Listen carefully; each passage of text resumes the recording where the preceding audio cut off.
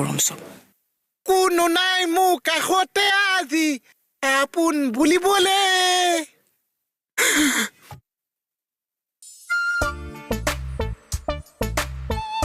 duty পা আহিলা চাওফালে আহাচোন ক অকণমান ওচৰলৈ আহাচোন ক ইয়াত অকণ বহাচোন মই থিয় হৈ থাকিম ক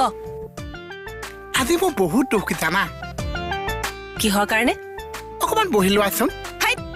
থিয় হৈ থাকিলে কি হয়নো নহয় অন্তৰ দুখন ওচৰত থাকিলে দুখটো বেছি লাগিব আৰু ঐ তোৰ অন্তৰৰ জোখ দি নাথাকিবি ক কথাটো ক মই আজি বেয়াকে ঠগন খালো জানা মাথা গৰম চব